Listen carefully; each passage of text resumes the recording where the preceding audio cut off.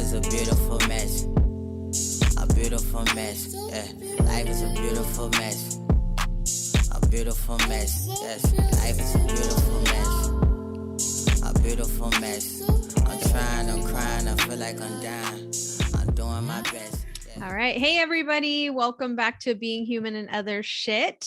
We are just wanted to do a quick land acknowledgement. Today, we are on the ancestral homelands of the Nisenan people. We acknowledge them as the past, present, and future caretakers of this land. And today, we're going to be talking about breaking generational curses. So I'm going to let Stacy introduce our lovely guest today. Yes, this is my family, Leilani. Hello. And this is Liz. And they've been kind enough to sit with us and talk about something that I think a lot of people are going to be able to relate to, Yes. especially the comments from the moms. So we're going to just jump right into it. We explained to the girls that we really want this just to be like having a beer with your friends, even though we're not drinking because it's 11, but we will be soon. So yeah, we're just going to get into it. I'm going to start with you, Leilani, just like get into like your background, culture, all of that. Okay. Hello, everybody. I'm Leilani. I am the eldest of 4 children. My parents were both immigrants from the Philippines. My mom moved here when she was 10 years old. My dad came here as a tourist at the age of 28. Basically, in the Philippines, you're not exactly raised by your own parents, like the whole family raises you. So my grandma moved here first, and then my mom came here after.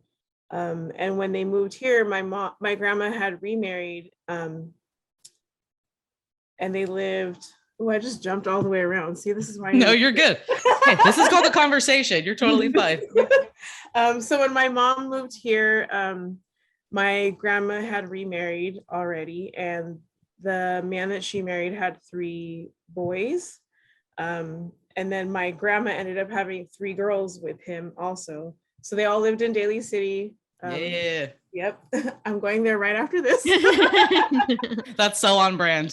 I know. Sure. And it's funny because Liz has the San Francisco background. I was like, Yes. but yeah, so that's like a little background of my mom's side. We moved to Sacramento after Loma Prieta, if you're old enough to know what that is. That was a huge earthquake in San Francisco. Oh, the 89? Yes. Yeah. So I remember that to a T because I was like 5. Anyways, Yeah, it was very dramatic. it was. I remember like holding a light post, like, what's happening? Yeah. Right. I was like 8. Yeah. Yeah. Like, why is this happening? But basically, after we moved to Sacramento, my mom was a stay-at-home mom, so we were like middle-class family. But people thought we were well off for some reason.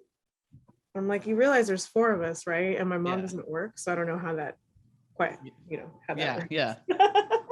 But yeah, let's see. I don't know. Do you want to hear about like what I do for work or like what I have just done get for into work? whatever you think Okay. is going to be beneficial to the episode. Okay. Yes, absolutely. So I used to be a teacher. I've taught at a non-public school. So if you guys don't know what that means, that's basically a school for children or adults on the autism spectrum. And it's non-public because most of these children have moderate to severe autism, and they can potentially get physical and violent and dangerous. After that, I kind of got really tired, just like physically and emotionally tired. Heard that, girl. Right? I ended up in preschool. Where you get more tired? Were you getting even more tired? I don't know what I was thinking. I was like, okay, well, these children aren't going to beat me up and bite me, but emotionally, I was very tired. But I did learn I learned so much because I worked at a preschool that was recognized by SCOE, the Sacramento County Office of Education, as a high quality program. I know. Okay. Which means that we focus on culture. And even now, I don't work there anymore, but I work in an environment where we focus on culture. So I love that. Yes. I didn't know that. Yeah. The place that I work now is a nonprofit where we're different from the rest because we're culturally sensitive. Mm-hmm. So when people call in for assistance, we have to consider their cultural background.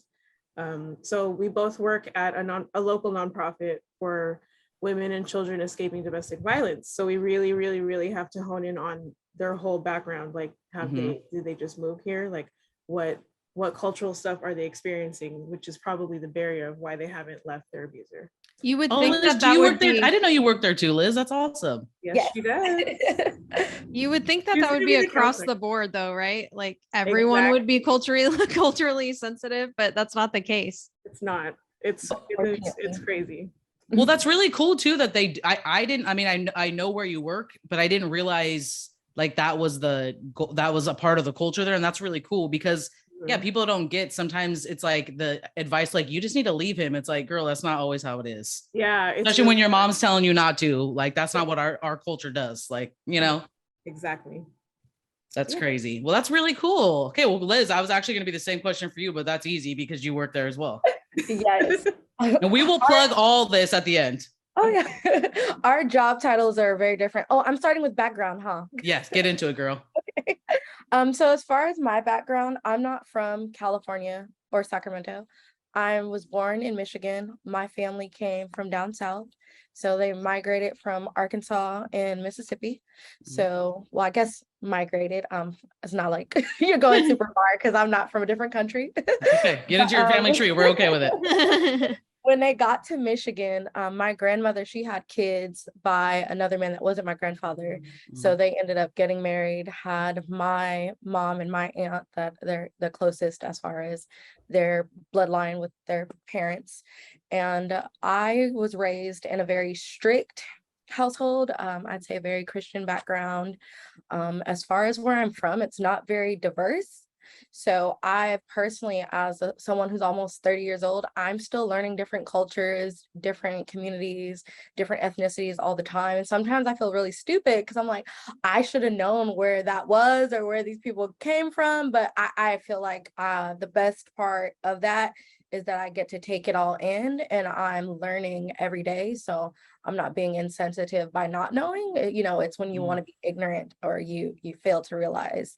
As far as my background, I have, as far as my smaller family, I have one little brother who's 6, and then I have a 5-year-old sister. So we range in ages, and I have a lot of stuff to talk about as far as my family. So I don't want to jump around too much because I know we want to be a little structured, but I have a lot to say and I talk a lot. So just to be, we are here for it. We're here for it. I don't know how to shut up. So I have a lot to talk about. So I'm happy to be here. Thank you for having me. Okay, we're so happy you're on here. Okay, so we're going to kind of get into, I'm going to just ask some of the questions, Melissa and I, and then we'll have you guys both answer if that's cool, just making kind of flow a little bit.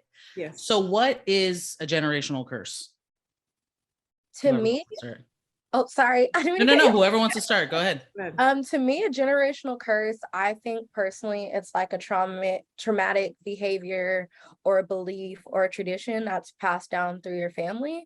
And it's something that sticks with your family because a lot of times, as far as generational curses, I don't think a lot of us think about it being toxic, harmful, or something that's bad. It's just how I was raised, or this is just how my family is. So it's something that sticks with us, and we have to realize that it's not something that's normal, it's not right, and you have to be the one to stop it. At least that's my thoughts. Love it. Okay, Leilani. I was going to piggyback and say it's like an activity or belief that has been passed down from previous generations that has been instilled in us to make you think that that's how you're supposed to live. Yep. Never go against the family. It's hard when you're working against like the opposite side of a magnet. It's like your own family and you're trying to push away from that. And that's hard because they don't even, they're being ignorant or they're just, have been conditioned to believe those things too. Yeah. They don't know any different. And I don't think people realize it is easier to just go with what the family wants than it is to actually set your own boundaries and be like, no, in 2022, this doesn't serve me, regardless of how far back our family's been doing it. Like this is actually contributing negatively to my mental health and to my life, So just so we don't talk about I know there is negatives and positives. What do you feel like are the positives of your culture? Each of you. You guys are real quiet. We have too much to say. I know a lot to say. I would say like a positive of my culture is resilience. that, you know, as someone who's African American, I feel like we've had a lot of, you know, all of us have had to endure certain things. And as far as not just my culture, but cultures of people of color, we are very resilient. And I feel like that's one of our positives, that no matter what stuff the world throws at us, Girl, we're able to I'm gonna keep curse. going. So we're able to move forward no matter what life throws at us. I think that's a perfect word. Leilani. Same thing. Yeah, we're super resilient. My ancestors have fought the good fight to make sure the Philippines is the Philippines and not Spanish or American owned. Yes. Because that would have been your next destination for instead of Hawaii would be the Philippines if America took over. But yeah, they fight the good fight, and like they fight really hard. And I think another thing too is that we are, I don't know, we can adapt very well because we're so used to it. Sometimes it feels unfortunate, but I think it's great because we can blend in with anybody and talk to anyone and feel welcomed and make other people feel welcomed. I love that. So let's go down the flip side of that. I was like, let's open with a positive and then we'll really get into it. So what are some, you know, obviously negative pieces of each of your cultures, or, you know, things that have contributed to this generational curse? I would say, as far as my experience in my culture, I feel like my people have a very like crab in the bucket mentality. We're very much for self, and it's like we don't want to see someone else doing better than us. So it's like you have to find or nitpick at each other because like, oh, well, I don't have this, so let me find something bad to talk about you over here. Or you're doing well now, so let's talk about the stuff you used to do in the past to make you feel bad about you moving forward with your life. And that's just kind of like something that I've seen. Because when I moved to California, I noticed like all the different cultures and different families. And like my neighbors, when we first moved here, they were Hispanic. And like 3 generations lived in one house. And they're like, we do that so he can save for college. This one can buy a car. And I'm like, my people would never do that. Yeah. We can barely go to Thanksgiving dinner. So that was just like Seriously. one negative that I thought about and didn't realize that it wasn't something that everyone else did until I got to California. Yeah. Listen, none of us are going to we'll be there, but not on time. None of us. That's why it's ish, too ish. Heavy on the ish. Yeah. All right, Lonnie. I could piggyback off of that too, because I think growing up, so sorry, little backstory. So I can speak Tagalog if I want to. It doesn't sound great, but I learned because I wanted to know if people were talking about me. I really did. Like even now to this day, like you guys know Alex, when we go out in public, I'm like, oh, I hear my people. So I'm like a secret spy because everybody thinks I'm Chinese. So I'm like, okay. So I'm like listening to what they're talking about. But I wanted to learn Tagalog. Yeah, I wanted to learn Tagalog because I was always like, what are my aunts saying about me? Yeah. Have you heard any of that? Have you heard anybody saying stuff? Oh yeah, all the time. Even to this day, like they don't remember that I can speak Tagalog. So like one of my more recent things is like the gap in my teeth. I love my grandma to death, but one of the generational curses is your appearance. They want, like the people in the Philippines want your skin to be super white. They want your teeth to be perfect. So one of the things my grandma keeps hounding my mom about is me fixing my gap.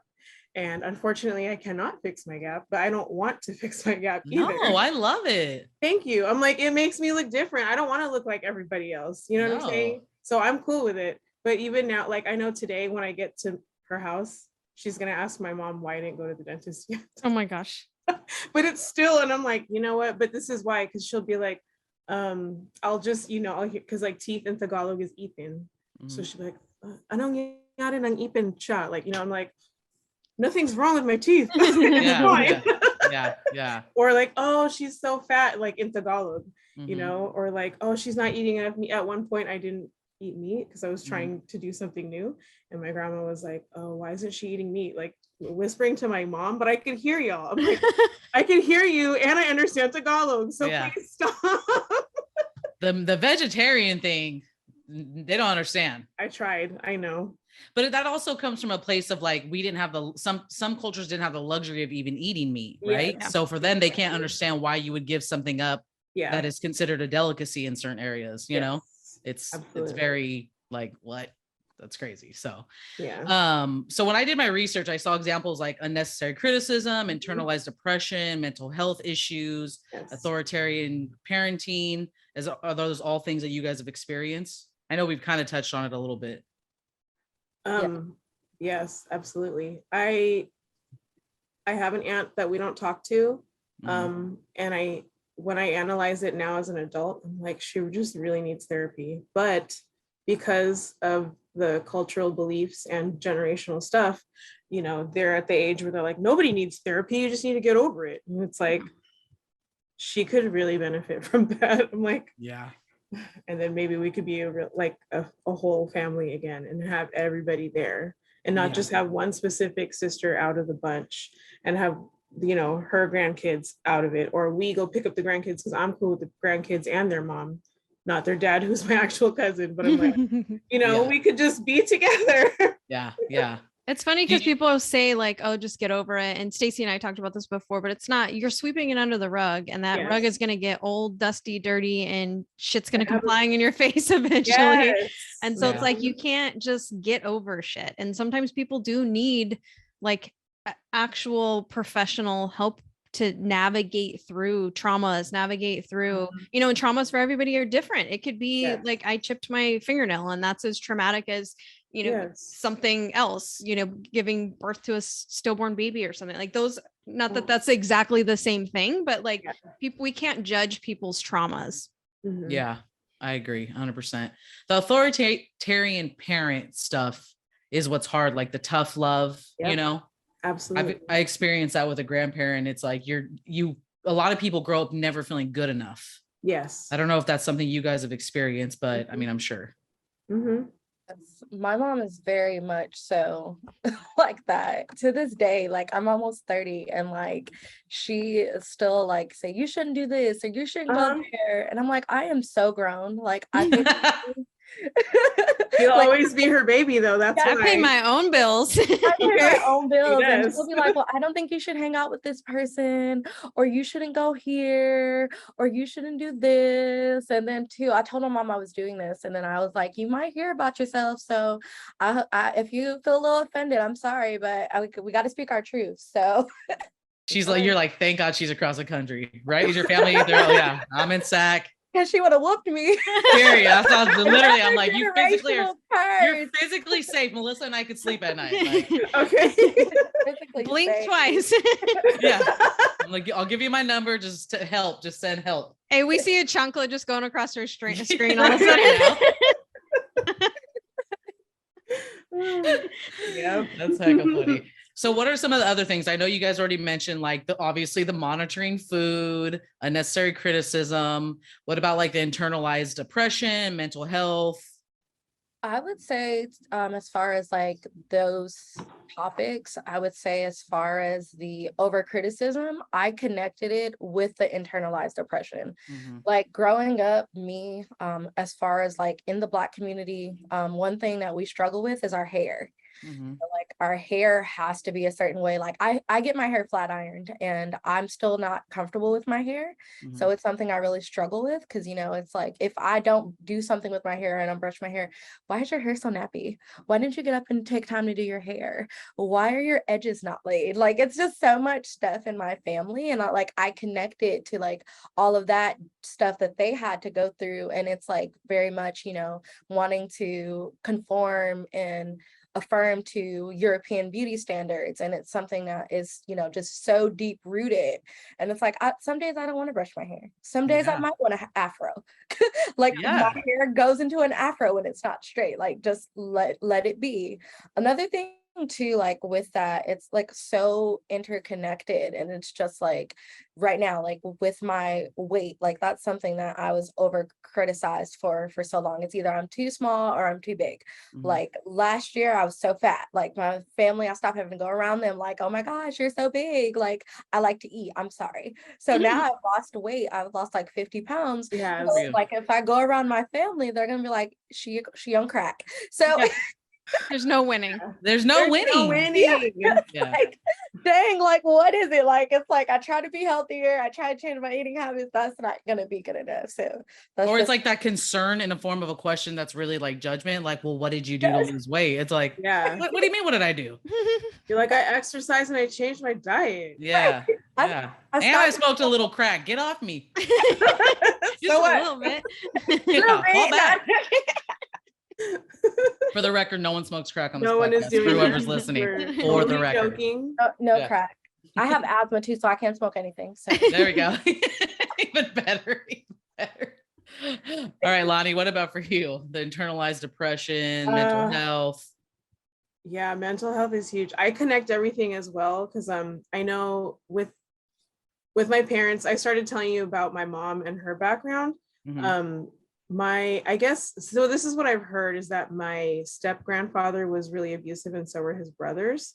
So when my mom turned 18, when you turn 18 back in the day, that was like, cool, you can leave the house now. So when my dad came here from the Philippines, he offered money to my mom. She didn't get it, and then I arrived. And then 3 others arrived. So she escaped one bad household, and then it turned out, as I grew up, I learned that my dad was financially and emotionally abusive to my mom, and I used to see him get angry. And I remember instances like in the car, he'd get upset and start driving all crazy with all of us in the car, or he would like flip out on my mom, and then my mom would start crying, and I didn't quite understand that as a kid, but I still remember those very moments. So it stuck, and I was like, checking it out as an adult, and I was like, God, he was so bad to her. So essentially my mom just left one household to another one. That was terrible. Yeah, which is very common. Yeah, I was gonna say that common. happens. Same in my family. Yes, but happy to report that's not our situation now. Good. My stepdad's amazing. That's my dad. You know what I'm saying? I love that. Good. I love to hear that. Your mom deserves happiness. She does. Absolutely. I think you're right too. Everything I think that collectively everything Melissa and I have talked about pretty much since like day one, mental health is just combined with everything, right? Like if you have a family member who like overspends all the time, they're just collecting things that's related to mental health. If you have a hoarder that's related to mental health, like it's not all just physical, emotional abuse. It is financial abuse. There is a ton of ways abuse could be happening and trauma could be happening. So it really does all connect back to mental health. That hoarding is serious too. Hoarding is real, especially especially when you come from nothing. And you get a little money, your family wants to spend, and I get it, but I think in a lot of cultures, it's real common. Yeah. My family as well, just, growing up, their parents grew up really poor. Then my family grew up really poor. And so they hang on to everything. And I'm like, this means nothing. This is just trash that we're going to have to like, dude, Melissa's cutthroat. Get rid of. Throw it away. Good. I am. And I'm complete opposite. I probably throw too much stuff away, but my parents, their parents, like they just keep it all, they never know, but they didn't have a lot growing up. And so they hang on to everything. Yeah, it's true. It makes so much sense too, honestly. Yeah. So what does it mean to break a generational curse to you guys? And like, what's your process? So far, well, I could say when the pandemic started, I started doing like podcasting through live streaming, and a group of my friends started having these conversations on a Filipino platform that's like a social media thing. So we started within our community, but basically just getting people to understand that this is an issue that we all need to collectively fix together. And it starts with us having these conversations just with each other, and then not exactly calling out our parents or whoever it is above us, just like acknowledging like, hey, did you realize that this makes me feel like this when you say this? and it, you know, just like so that they know how other people feel. And yes, that might be tough love for you, but it's really traumatizing, and we internalize everything you're saying, and we just hold on to it when you say these types of things. So we kind of try to acknowledge our feelings so they understand. I think that vulnerability speaks very loudly too, you know, because it's hard for someone to get offended when you're being vulnerable and you're saying, this is how this affects me. Mm-hmm. So it's like, you're just a dick if you can't, like, if you're going to still be like disrespectful after that, after someone's being that vulnerable with you. Yeah, I agree. What do you think, Liz? As far as breaking a generational curse, I would say, to piggyback off of what Leilani said, is acknowledging what was traumatic, what didn't go right, things that are harmful, and stopping it with you. So that way you're not passing on these different things. Just like, to go back to how you talking about hoarding. I have had issues with hoarding. Like, I personally, like, we need bags at work sometimes, and I'll bring plastic bags, but I'll be like, but these are my bags. And I'm like, Leilani's face, she's like, why don't I? Those are her bags. I was gonna bring that up too. I'm like, why don't I want to give these bags away? And it's just like that internal, you know, generational curse that I've been passed down to me. Like, and I love to shop, and I've had to like dial it back, because it's like, I deserve all these things. And I'm like, but wait, you can't have everything. You don't need everything. So I've been guilty of that too. I dated somebody who had some money, and it was like, I remember like breaking up and cleaning out my closet and having so many like pieces of clothing with tags on it that I'm like, why did I just bought this because I was poor growing up and like could. And even my younger siblings, because same, I have my youngest sibling and I are 12 years apart. And I remember when they were little and I was, you know, like 19, 20, 21, making money because I was like serving, bartending, and I would buy as much as I could for them because I didn't want them to know what it was like to grow up without. Not that I never had anything. My mom did everything she could, and my grandma did everything they could. But like sometimes, you know, I wanted a Barbie dream house and I didn't get it, which is probably not true because I hated Barbies. But you know what I mean? Like the example. Yes. Wanted something. I really wanted to play tennis when I was young. My mom bought me a tennis racket. I'll never forget this, and couldn't afford lessons. And I would just like hit the tennis ball against the garage, which was super annoying. And my neighbors were probably like, this bitch is playing handball. Like, it's okay. They're like, that bitch is about to be gay. I can see into my future. Anyway, sorry. But yeah. Okay. It's hard to limit your spending when you grew up without. Yeah. You start overcompensating. You do. I do it all the time, because like you said, my mom tried all she could too, but it was like, I know there were certain things that I didn't have that others had, and it's like, well, why don't we have that? Why can't I get that over there? So it's like, I thank my mom all the time for all the sacrifices that she had to make just to raise me, because kids are expensive as hell. That's why I'm like, I can't do it right now.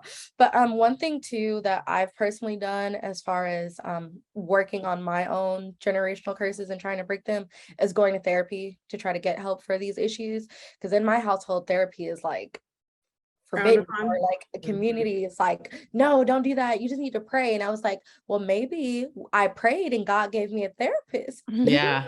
Maybe that's why he put them out there for us. Yep. God sent them to school. God sent them to school to help me. Yeah. You know what's crazy is wasn't it you, Melissa? I was just talking about this.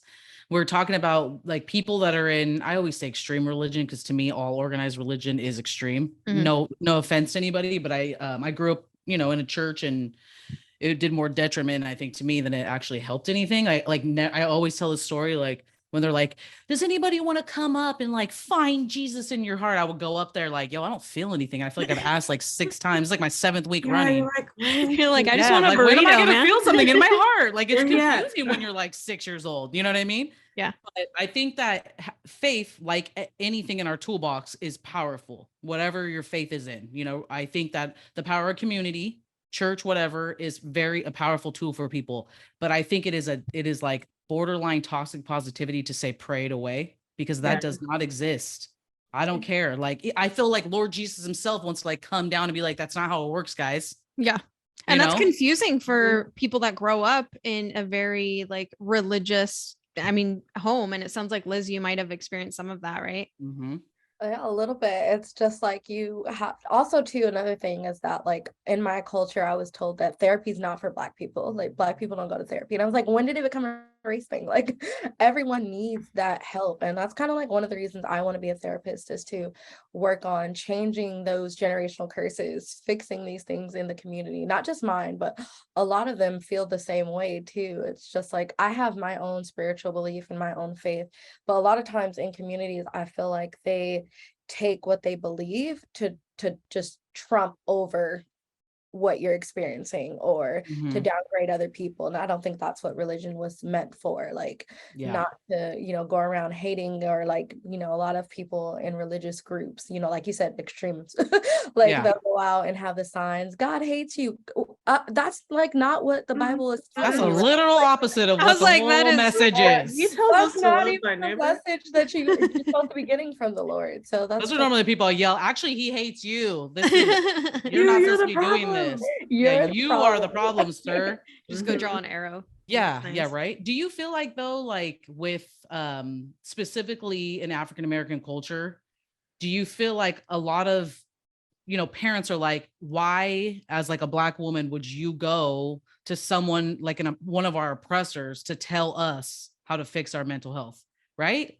I would think so, yes. Like I've heard, we're strong Black women. You don't need help. We can endure anything, but I don't want to be enduring shit. No, right? Like, I hate when Nobody people say, asked for this. can I have it easy?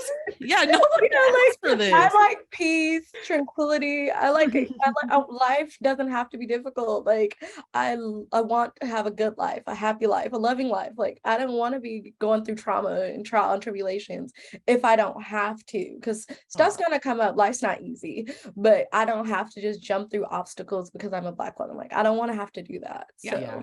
That was the one message I really love that Adriana sent. Melissa, I don't know if you felt this way too, but she was very like about like, I'm about the BIPOC community. I'm first generation, like all this stuff that she was saying. And I'm like, we need that, right? We need more people in the field like you, because it's kind of like work for me. And like Melissa and I are actually going to do a whole episode on this, but like how I speak to you guys is like a little more of a refined way I speak at work. I don't pretend to be somebody that I'm not. I don't follow an old white man's rules of professionalism. That's just not how I do things. But also like, I know how to act, Yeah. Mhm. So I think that people get that confused where it's like, there is a set of rules I could get. For me being mixed, I'm not going to necessarily go to somebody who grew up in like white suburban America and expect them to understand my experience. If I'm looking for like a deeper connection with my own mental health, I can't expect you to understand my experience. So I love when I see this like recent, like in the last 10 years upswing of people of like a different cultures that are mental health professionals. So Yeah. good job for Yes. pursuing that. That's super amazing. That's exciting for sure. Yeah, it is. That's my friend. That's my friend. I introduced y'all, just so you know. She's on here because I'm me. You got this. What are Gonna some represent us. what are some like darker parts of maybe your family from the intergenerational like traumas that have been passed down? Like what are some things that you would be comfortable sharing that are still living and breathing and existing in your families today? That obviously we're sensitive to anybody that might be listening to this, but Yes. whatever part of your truth you're comfortable sharing. There's a lot. So how far can we talk? Go deep, girl. Go deep. Go ahead. So I would say we kind of already talked about it, but like the over criticism is like really big in my family. And it's not just so much my weight. One thing that I have to hear a lot too, especially from my fair skinned relatives, is how dark I am. Like I shouldn't wear these, outfits, or I need to match my clothing with that, or you need to do this because you're so dark. And it's like, I don't want to be bothered. And my family's like, well, why don't you come over? Because I don't want to hear about how Black I am every time I come over your house, or how fat I am, or how thin I am, or I'm eating too much, I'm not eating enough. So it's like, that's a big one. I'd say as well too, in my family, substance abuse is something that was passed along in my family. I know both of my grandparents had dependency issues with alcohol. And then in our city, in my town, I know that crack cocaine was what a lot of my family members were on. They either were selling it or they were doing it. So that's like something that I don't know about everyone now. I'm pretty sure it's still some people that are out there doing it, but I know that was something that affected my family a lot too. And people are so judgmental too. And it's just like so funny because when I used to smoke weed, it's like, you're on dope. And I'm like, no, you did real dope. This is Right grass, from the brother. earth. This from the earth. Okay. I Not was that like, other Yours dope. isn't. this is a plant. We could There's go no all the way off chemical. on this, so I'm not even gonna go down that road. You have to wear a mask and gloves to make your shit. Okay. Pick mine off exactly. of a tree. Yeah, so that's just a couple that I could think of without like keeping you here for the rest of the day. And is this Don't something? you feel? Oh, go ahead, Melissa. Sorry. I was gonna say, or like, have your parents shared stories of experiencing the same types of things, same types of criticisms and oppression by their parents and their grandparents? So I would say my mom, as far as her grandparents, she did. My mom was like very spoiled. She was like the youngest of the 10 kids. So she got everything. She got away with murder, literally. So Yeah. she wasn't like, she didn't have as much. I would say there is trauma there, like as far as like, you know, substance abuse. But the different things that I went through, like personally, as her being my mother, I don't think she went through with her parents. Yeah. Like my mom never got a whooping. I got whoopings all the time. So I don't even know how that happened. So Yeah. like, You're like, bro, well, you didn't even know what a whooping was. Yeah, exactly. never getting a whooping. And I'm like, we got whooped all the time. That would be another thing too, I would say, like, is a traumatic thing too, like a generational curse, like physical abuse as, you know, discipline, like not just like a pop on the hand. Like we used to get punched, we used to get, you know, slapped, switches. I don't know if anyone ever had to go pick a switch, but I've had to go pick a switch, and it Pick had your to be, poison. it had to be the correct size switch too, because you couldn't get that little flimsy limb off the tree. That's the one you're going for too. That's the one you're going for. So it's like those are the type of things that like I bring up. Like even like if my mom watches this, she might not, because she know I was gonna talk about her. It's like she'll be like, you know, oh, I was just such a bad mother, like, and she'll flip it around. But I'm like, I'm not saying that you were such a bad mom. It's just like, this is something that I think wasn't right. This is something that bothered me, and we should talk about it. And like, you know, different from my friend here, Leilani, you know, I talk about my things, but I would call you out. I'll be like, this, you know, she was like, you know, not calling anyone out. I'd be like, no, we've talked about it. You're not changing. Let's talk about it again. And this way I'm not going to be, you know, I'm not going to be so nice this time. Like I have to put, you know, put on my authoritative voice too. So, you know. Yeah. Letting our parents understand we're adults now. Yes. It's really hard because your parents, it's just like Melissa was saying, it's like, let sleeping dogs lie. I did the best I could. And it's like, well, you did, but like, that still impacted me. And I'm not going to be made to feel guilty because I was born and, you know, you did things that like impacted me, you know? Yeah. It's hard too. Like when, you know, I'm definitely against like spanking. And I think that there's a way to hold people accountable. And with children, it's like you're trying to teach them not to be overly emotional and react in like a very dramatic way, but you're screaming at them to get your point across. And it's like that. It's literally demonstrating the opposite of what you're trying to accomplish in this child. So it's just crazy. That's just how they were raised. Like I also got whoopings, and it's like, that's what they got. I mean, it's strange your mom never got a whooping. She started. Yeah, I would have went straight to my grandma if I was you. Like, what the hell happened here? Like, you know what's going on in my mom's house? You know what she did to me? Yeah, you didn't do that to her. I would have went straight to the top. I'll snitch. I don't give a shit. I'll snitch. Hey, and then her mom's like, snitches get stitches. Yeah, I'll get a real whooping. Here's Go get another your whooping. Yeah. What about for you, Leilani? Yeah. I with my immediate family, I think I got lucky. I don't think there's substance abuse, but I know that like, well, no, maybe there was. I know when I was younger, I remember telling my dad to stop like smoking cigarettes. And he did for a little while, but then he tried to hide it and like, you know, we could smell your cigarettes and we could smell your weed, like, which is fine. But I was like, at one point, I remember telling my dad, I was like, you know, you could put these in a mason jar, right? Like, teaching him how to hide his shit. Yeah, right. He's like, what? dude, what are you doing? Because my dad was so, I don't know, the verbally abusive person in him, like. we had to be really quiet as kids. So like I've learned how to be sneaky.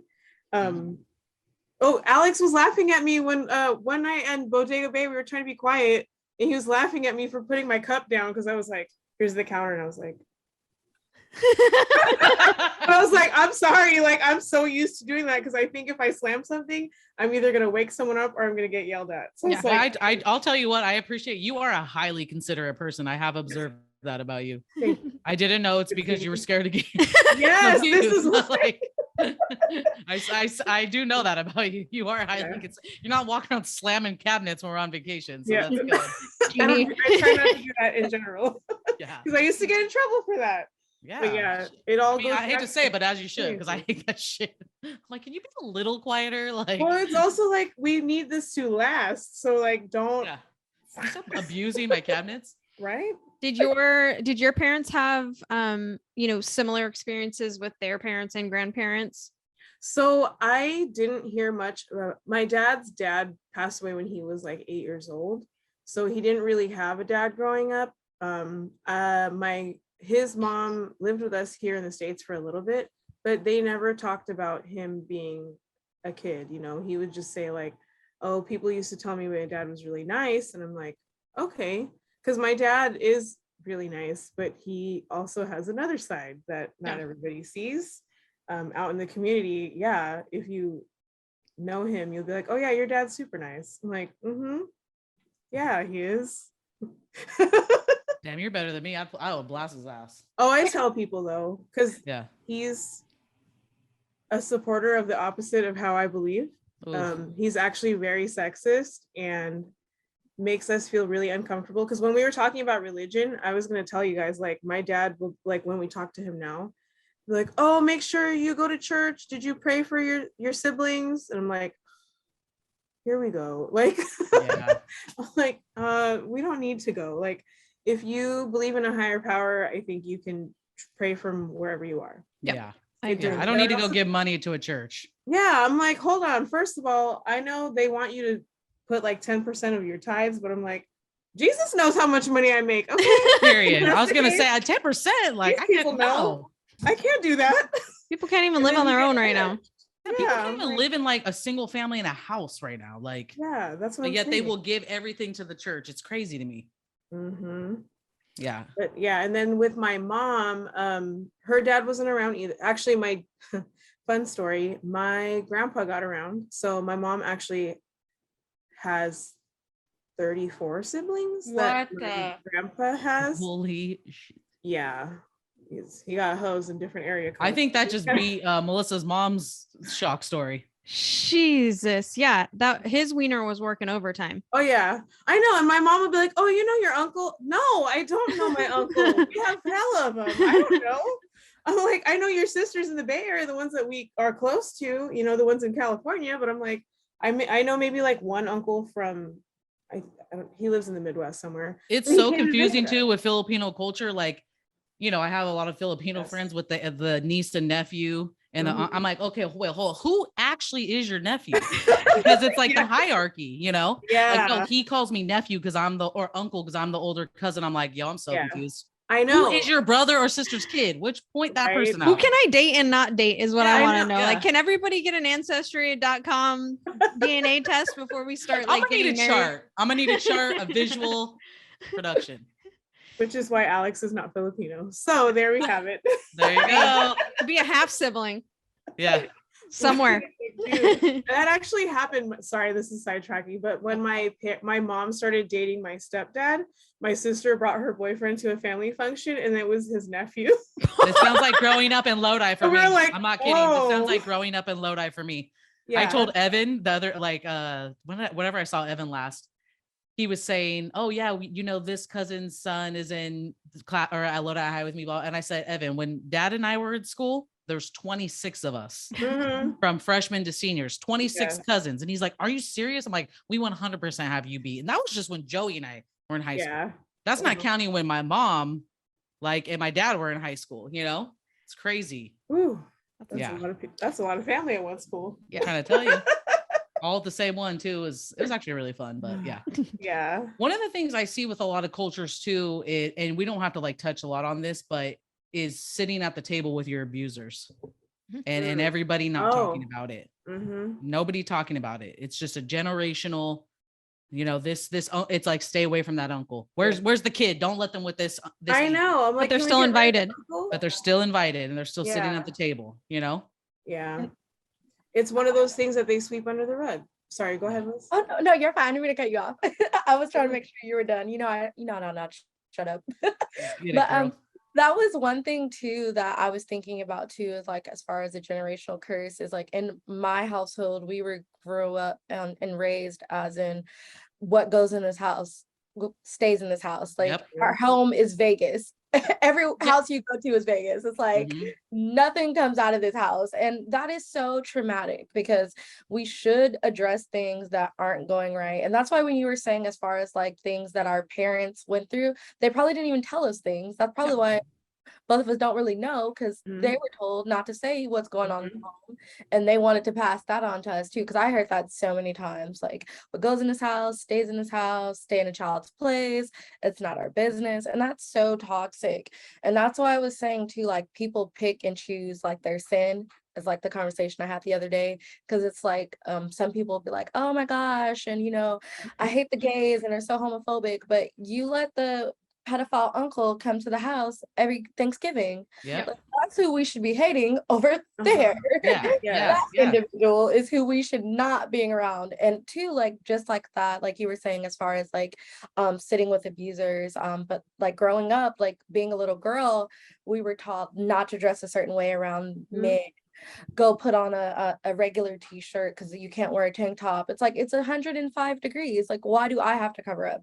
How Yep. about we teach men not to be predators? Women Yep. too. Women can be predators. Mhm. How about we start with, instead of shaming small children to grow up to be self-conscious about their body, we stop at the root as children. Hey, don't touch people. Yes. Don't make people feel uncomfortable. Don't rape people. Like, let's have those conversations. Like, Yeah, I literally agree. had to argue with someone in school about this one time. It was like a topic. Sorry, I'm getting off topic. No, go. We love all this. Here. It was about sexual assault was our topic, and we were doing a case study about a girl that was sexually assaulted on campus.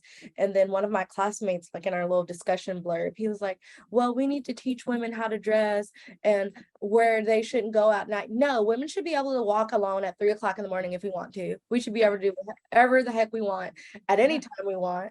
We Mhm. shouldn't have to be stressed and worried about people being predators. How about we stop it at the root and stop the predators before we tell someone where they shouldn't go and what they shouldn't do at night?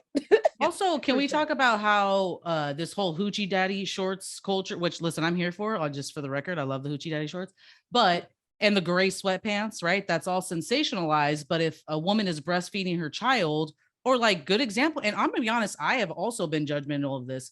My little sister has always been way smaller chested than I am and never wanted to wear a bra. And then when she went to Santa Cruz, she was like, it was fucking free for all, right? She's like, I'm never wearing a bra again. I hate it. It's constricting. She had the luxury of not having like the big chested issues like me, where I'm like, no, like one tit's going this way, one's going this way. I have to constrict this shit, you know? And I remember telling her, like, dudes, like, come on, we're going to a family event, like, wear a bra. And a couple of years ago, I apologized to her because I was like, yo, like, I really reflected on me putting that pressure on you, when it's like, no, if we have fucking people in our family, which, for the record, no one in my family was ever commenting on my sister's boobs. It was me feeling this protection and me because I know how fucking men are. It made me feel protective of my sister. And in that fear-based place, I was trying to control what she did with her own body. Mhm. And I apologized to her because I'm like, this is not cool. Like, I'm so sorry. So it's like, we got to always worry about covering up and not wearing bras and, how we look. But yet the whole hoochie daddy shorts and the gray sweatpants dick outline, like, that's all okay. And everybody wants that to continue. It's so fucking hypocritical. Yeah. Mhm. Well, many men, not all men, just feel entitled. I mean, look at where we're at as a country right now, as a world, where men feel entitled and that they have a say with what the fuck is going on with us and our bodies. It's Mhm. just, it's that's been passed on for hundreds of years, Mhm. thousands of years. And so it's like, we're now, a lot of women are now taking a stance, and a lot of men are taking a stance with it as well, which gives me a little bit of hope. But the fact that we're still having to have these conversations is like sickening. free the tits. That's the Leilani. Okay, so for your own personal work, like what do you individually do? Like, do you do therapy? Do you go to, if you're comfortable talking about your process, like what has helped you? I know Liz mentioned therapy. Yeah. Is there anything therapy. else that you Okay, do? Liz.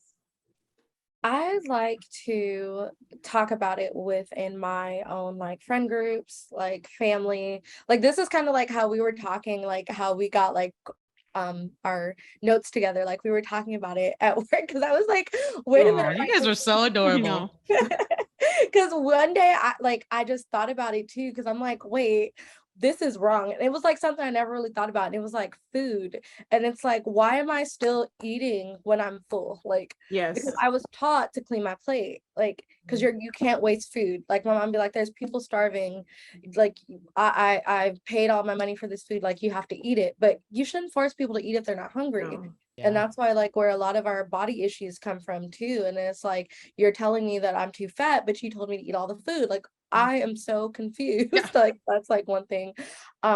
Therapy has really helped me personally. I had to go to therapy too because I got like so much anxiety. And like one thing too, like we talked about hoarding, I felt like I was buying like so much stuff. Like I was impulsive shopping. I'm like, why am I buying all these things? Why do I have all this stuff? And I have no money, but I have all these things. Mhm. So I like had to check myself. That's one thing that I do. And another thing too is like I try to have as open of a discussion within my family as I can. And just let them know like, hey, I don't like this isn't right. And then another thing too that I do is I'm comfortable with letting people go who don't need to be in my life. That's another thing, because like my mom will be like, that's your cousin, your aunt, your family member, but you don't need toxic family members. I don't have to deal with them. I Yep. can know I'm related to them, I can love them from afar, but you don't need Mhm. toxicity in your life. So my process is the scissors, here you go. Yeah. I'm so Setting glad you learned that boundaries. at 30, because it took us a lot longer than that to figure that sometimes our family is chosen. You know, your support system is your support system. And I do think that's a lot of a generational thing too, is like, you know, you never go against the family and that's your blood. It's like, yeah, I mean, but they treat me like shit, make me feel bad about Mhm. myself. Like, Sounds I like don't- goddamn mafia. yeah, exactly. Yeah, Yes. literally, that's from a mafia movie. You don't go against the family. You never heard that? Mhm. Yep, it's a real thing. It's- Anyway, Lonnie. I speaking with other people who have the same mindset as me really helps people who understand and feel the same.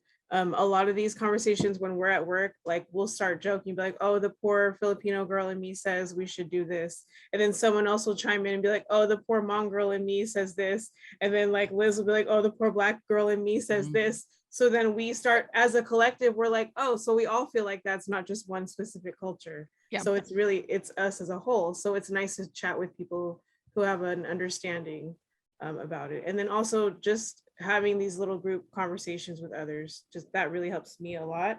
And then the same as Liz and Stacey, you're right.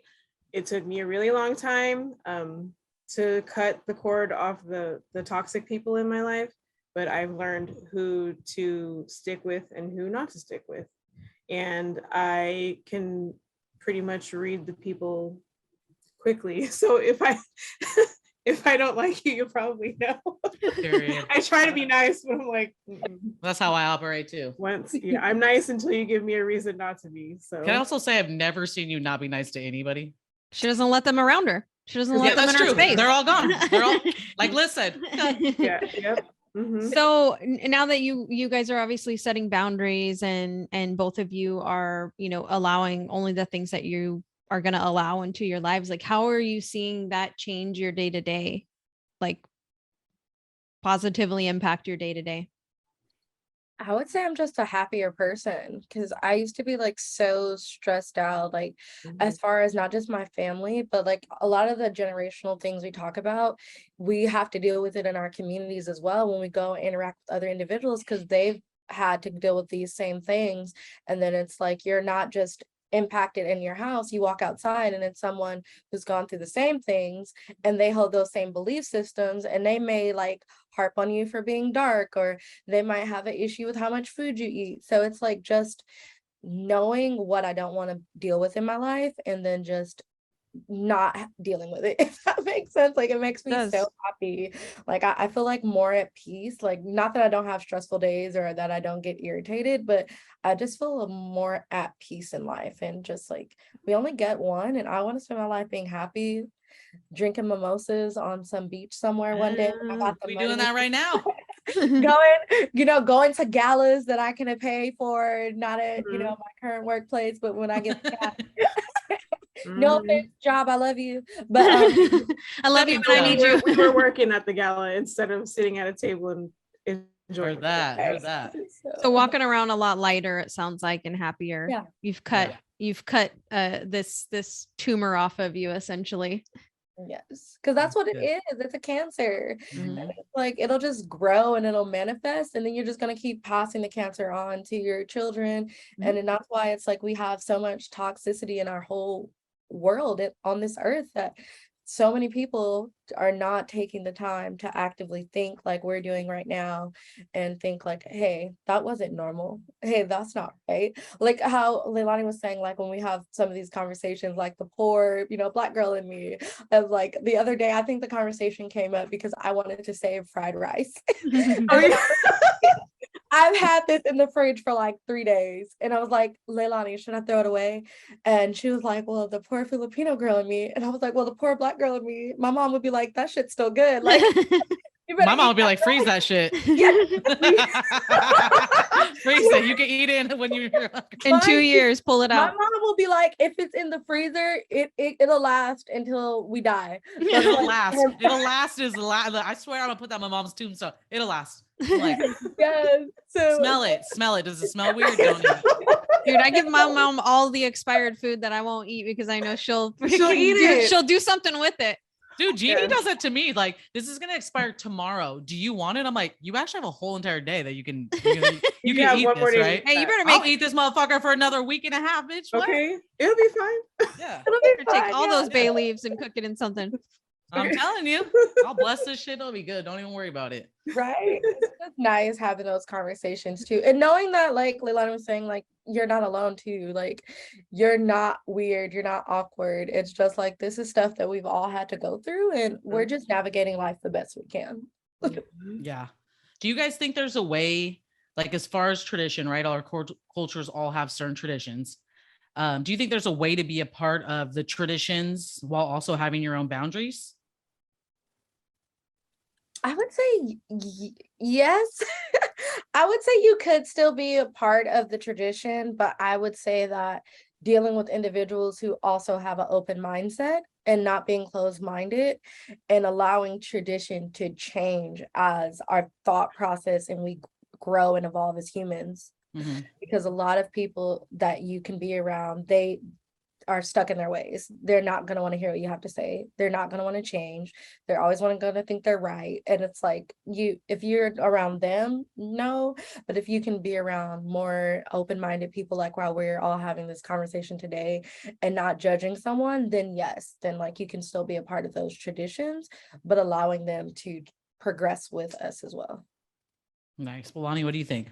I think they can be passed on, but I think if you ask questions, that would help. Because in the Filipino culture, one of the things that you're supposed to do to your elderly people is you grab their hand. I'm going to do it to the screen, like yes, do like it. Okay, so I'm my grandma, and y'all are my grandkids. So you take my hand and put it to your forehead, so like this, and then you say mano po, okay, which means hand, and then po is like how you greet older people. So you ask for their hand, but in their hand is all of their wisdom, and you're applying it to your body through your forehead. Mm-hmm. But it's like, if you're going to do that, what wisdom are you giving me? Like, actually tell me. Don't just like, don't just assume it's like soaking into my body. Yeah. It's cursing like, me. Okay, yeah. I'm like, hold on. What are you passing to me? So like, now that when I go to my family functions, I'll only see one person do it now. Cause I'm like, okay, because the younger generation that's my age, we don't know what that means. We just always saw them doing it, but they never told us what it was, and if you really want to be connected to your ancestors and your family traditions, you have to go and find it yourself and find out why you're doing it. And it's like, why are we making kids do weird? It would be weird because you don't know what it is. So I think kids it's okay to pass it on if you're explaining it. Yeah. I think us not conflating like tradition with curses too, like Yeah. toxic things being passed down that people are saying, oh, well, it's just my culture and my tradition. It's like, no, that's what we've like said it is, but that's not, because when you really like look at different cultures, and there's such beautiful traditions within each of them. And it's like, some of the things that we're calling tradition are not really tradition. Yes. Girl. It's just That's another. I'm about to go the fuck off about this because I have two things I want to say. Go. So for me, everybody knows like my dad is Mexican, right? He's first gen. My mom is white, so she's like a variety of things. But my mom was with my dad since she was 14. Most people think my mom's Hispanic, you know. But for my mom, it's like her partner she cooks, he sits down, she sets his plate, he gets up, she picks up his plate. And, you know, from even my brothers, it was like that for a while until she was like, no, this is not happening. And I was talking to somebody at work about this, like, well, what do you think? I said, well, with my last ex, it was like that. I primarily cooked. He would, you know, clean. And they said, well, how'd you feel? And I said, I mean, I think he's a piece of shit, but I liked that situation because he cleaned. I liked to make nourishing meals for the person that I loved. I love that, right? I love to make sure that's like a love language. Did you eat? Let me cook for you. But I felt even better about doing it because he met me halfway. Yeah. Right. I don't do that for a motherfucker that's going to sit on his ass and never do anything nice for me. Right. If you think that going to work for 8 hours is enough, well, you're with the boss. I got my own fucking job. Right. So like, I'm not over here cooking, cleaning, and working. So I think that's beautiful with some restrictions. Yep. I have somebody from my former life who used to complain about a sister, big family. This sister always wants to be a part of the traditions, but she never wants to contribute to the culture. And I said, well, what does that mean? You know, she comes over every Sunday for Sunday dinner and eats and spends time with the family. But, you know, when we're each contributing $1,000 this much, even though she makes her own money, you know, she doesn't want to contribute that much. And I said, and she don't have to. Yeah. And I think underlying there was some jealousy because the sister was financially very successful, very happy, not even just financially, a very independent, happy single woman. And this person needed to get married to come up in life. So I think there was some jealousy there. But at the end of the day, I'm like, she does not have to follow any traditions just because you think that's a part of the culture. She loves your mom. Mm-hmm. She does what she can to contribute to the family within her own boundaries. And to me, it's like, she could just be like, hey, fuck y'all. I'm never coming around again. I don't need to. But she's embracing the actual traditions. The other stuff is not necessarily tradition. That's just things that have been, you know, you've been conditioned over time. Mm-hmm. To believe it's like our family came here from another country and mom and dad sacrificed everything. So now you got to buy them like 6 Louis Vuitton purses every year. And it's like, well, I mean, no, like it doesn't quite seem like tradition. Yeah. You know what I mean? So it's like, I remember hearing that and challenging it, and it didn't, obviously she didn't respond well, but I was like, I just see from a different point of view where like, you don't need to, your sister doesn't have to have this financial burden, you know, just because, and I say burden lightly, but this financial obligation, just because that's what you and like the other 6 siblings want to do. It's her money. She's working for it. If she chooses not to, she doesn't need to. She's giving you boundaries of what she can do. You can either accept them or reject them. Yep. And she stuck to it. And I loved this sister. I really respected her for that. You know, so I thought that was really cool. That's important. That's a prime example of like being part of, like, going back to your original question for them, is being part of the tradition, but still setting up boundaries and figuring out what that looks like. Yeah, because the shame you get when you go against the family, right? Like, or this is how we've always done it. You hear that, you know, it's like, okay, well, this process sucks. Like, yeah, we're talking about 20,000 years ago. Like, let's chill out. There's got to be a better way. So what do you guys feel like as far as people listening? Because I know there's gonna be a lot of people that hear this, and they'll probably be the people that don't set boundaries, that are like, these are Western women. And then there's gonna be people that, you know, people that have their boundaries and that are like, let's join together. Like, what do you think would be like a first step for people that really want to, you know, follow the same process? Go to therapy? First step? Oh, well, therapy is not for everyone, even though you know, I'm a future therapist. Pray I pass my exams. It's not for everyone. So I wouldn't say just, you know, therapy. Therapy is good if that's your route. I would say as far as their own process, they have to figure out what works for them. just like you were saying, like for that sister, like, you know, her tradition, like I personally have like my own boundaries I have to set at families too. Like when we go around for holidays, my aunt, before she even says hi to me, don't forget to make Andrew's plate. Hey, I just got here. Like the food's not even ready. Like can we cook the food before you tell me to make the man a plate? And then I'll tell him, like, you know, I don't mind making his plate, but he can do it himself. Like, I don't mind, but he has that ability as well, too. And if she doesn't see me make it fast enough, she's gonna go make it as a way to shame me. Like, you know, oh, she didn't make the plate. He sat down 2 seconds ago. His feet haven't touched the floor. Yes. And so it's like, it's also too, to let them know that it's not an easy journey to set these boundaries, to go, like we say, like go against your family, but you have to do what's best for you.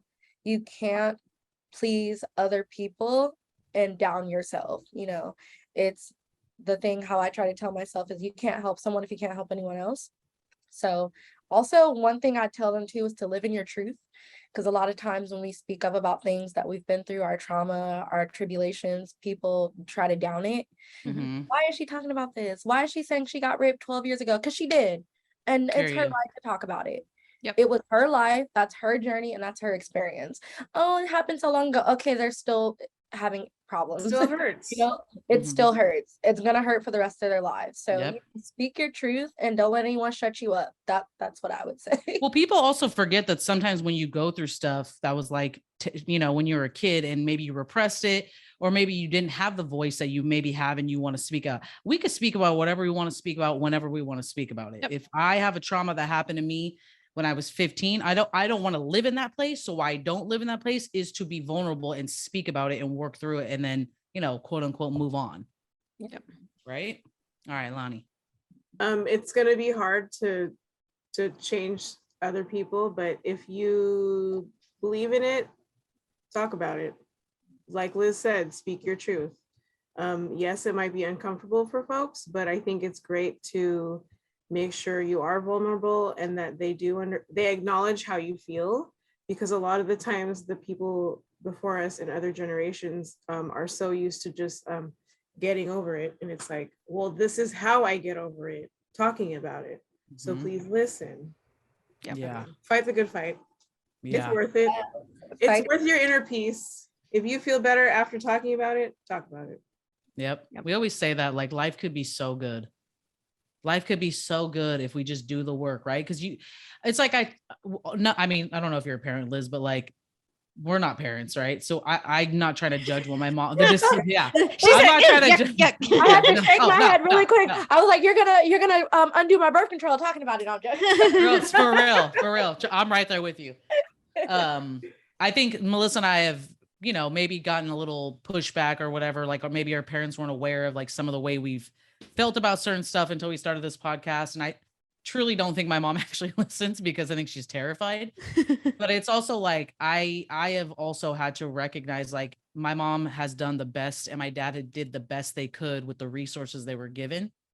Yep. You know, and I always try to say this as a disclaimer because I don't want to hurt anybody's feelings. I also don't want to be a soapbox and even pretend like I know what it's like to be a parent. Yep.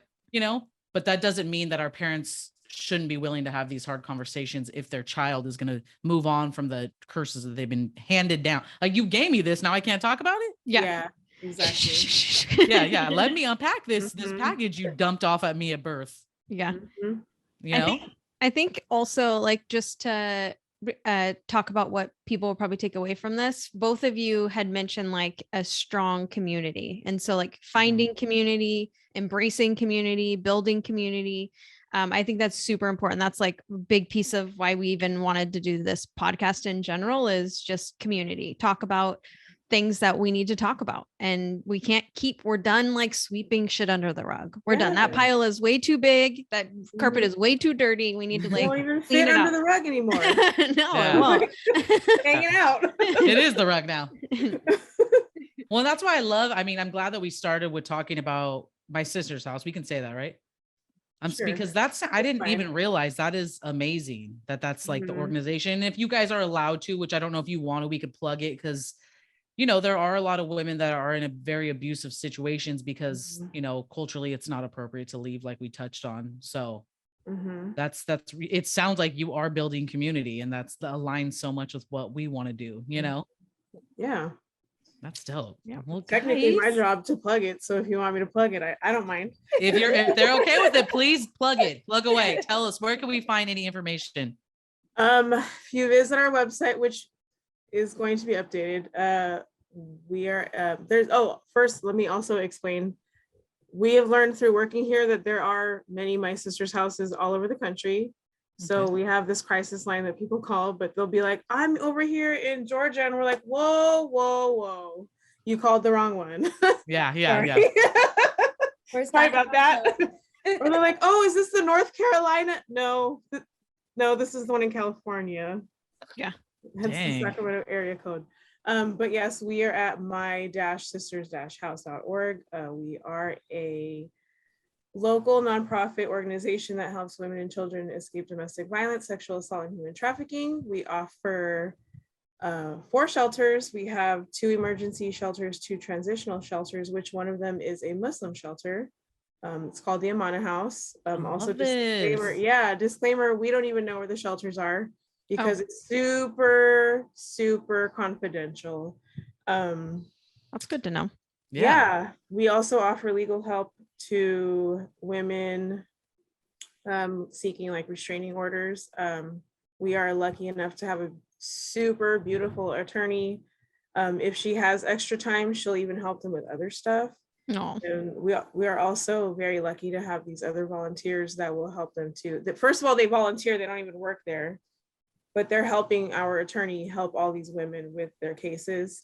We offer rental assistance. We have like a program where that's what Liz does. Yes, Liz. She does great work, y'all. Yes. Also, our desks are like across from each other. So no, we don't work in the same department, but we can see each other and you know. You Stay said working we on could each see other. Like I love it though. Like He's my peer editor. yeah, we have to check each other's stuff all the time. I love that. Yeah, there's also employment help. Like we have an employment advocate who helps with resumes and helps you find a job if needed. We also offer work experience.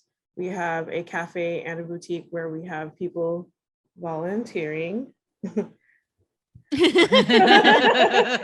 we have them work there so that they can have work experience and get financially back on their feet. That's awesome. Yeah, what else do we do? Education and outreach. So that's my department. So I have a fun title, but it also is like a huge umbrella. So I'm the communications and volunteer coordinator, which also translates to social media. So when I first started, I thought I was only going to be in charge of social media. I remember that. I was like, wow, that's awesome. Yeah, no, it's not. That's what you thought. I just do IG posts. That's cool. Yeah, no, I could do that. Cool, I could totally do that. And you want me to find volunteers? Got it. Yeah. Done. But yeah,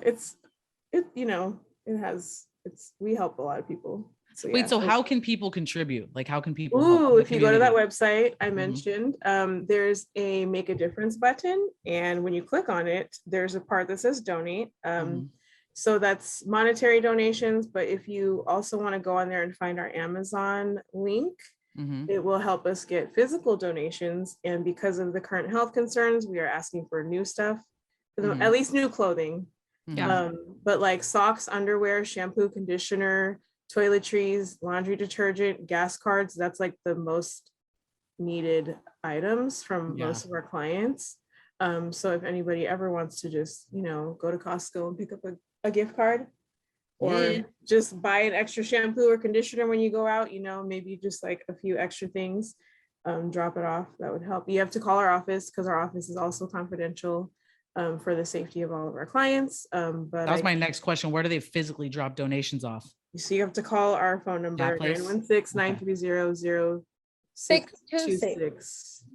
Say it one more time. Thank you. 916. Go ahead. Oh, 916-930-0626. There we You had go. it, friend. You had it. Mhm. I just have to say it out loud to make sure I remember it too. No, I know. We have so many phone numbers and websites. I'm like, hold on, because our cafe has their own phone number and address. and website, and then the other store has their own too. And Damn. yeah, it's a lot. But yeah, Speaking of, also, I don't know if you mentioned the crisis line. I did not mention the crisis line. Go ahead. Oh, you want to talk about that? It's the helpline. It is So a helpline now. I'm going to refer Don't call if you're in an emergency. Call the police. refer people to the helpline and rephrase my words. So our helpline is where clients would get started, and that's their main point of contact, like the first step to get in contact with services. Another thing I'd like to say as well too, we didn't really touch on it, but domestic violence is a generational curse. Yes. It is something that's passed along through families, and it's not something that you have to deal with and have to go through. So if you are in need of services, please contact wherever you are, your local services, if you're comfortable and feel safe to make those steps forward. It's also not an easy journey. It's also not something that you'll just do overnight and pop up and do. But when you're ready, get the help, and you deserve so much better. So sorry, I'm just going off on the tangent, but No, I love this. It's I love true this. though. It is Yeah. very About true. That being a generational. It's the shut up curse. and take it. it is Yes. a generational curse. So Mhm. back to the helpline. I started off as a helpline volunteer last year before I started working at my sister's house. It's really a great thing to be involved with. So that's something that we do as well, just so that way volunteers help us with getting the clients the resources they need. So if you have free time over the weekend, we always Looking for volunteers. Actually, we are, no lie. If you want to help on our helpline, you would have to email me through work, and we have a training coming up. It's our domestic violence advocacy training. Mhm. And yes, I know it is 5 Saturdays in a row, 8:30 to 5:30. However, this stuff that we just talked about, generational curses, culture, all of that is covered in our training. We also talk about community resources, and basically what you're doing is you're learning how to answer the phone for our helpline. Because we do offer a 24/7 helpline. And since we're a nonprofit, we really, really need volunteers, because we really don't make as much money as people think we make. Because this is a lot of people. Like, I think we get a lot of calls per month, and unfortunately we only have enough beds for 24 people. Well, and I can imagine with COVID, the numbers are probably increased. Higher. Stuck together for at least a year. Mhm. Like, I imagine it's increased and just like amplified everything. Yes. So yeah. So if you're okay, so volunteers interested, needed. Okay, Yes. everybody listening, go volunteer. You can follow us on our social medias, and that will lead you to the registration link to sign up to volunteer. It's really easy to volunteer. Yeah, it's next Listen, week. theme of the day, volunteer. Yes. Mom, I know you're listening. You better Right. get on there. Yeah, Help your seriously. community. Your mom would be If you're an passionate. amazing volunteer. I know she would. She would be talking. Everybody would be fed, I promise you. She'd be talking that's on that another phone thing. for hours though. Yeah. Girl, I Which know. sometimes you need, like, some people will just call just to vent, To be heard. They need to to be heard. and listened to. And it's funny because Liz is like our future therapist, but for some reason she gets all these calls where I'm like, oh, but she's so good at it. And I'm She's like, practicing. sometimes I'm like, that's good listen to practice. her. Yeah. She's That's amazing. she's Well, amazing. ladies, thank you so much. I think we've covered everything unless there's anything you want to add.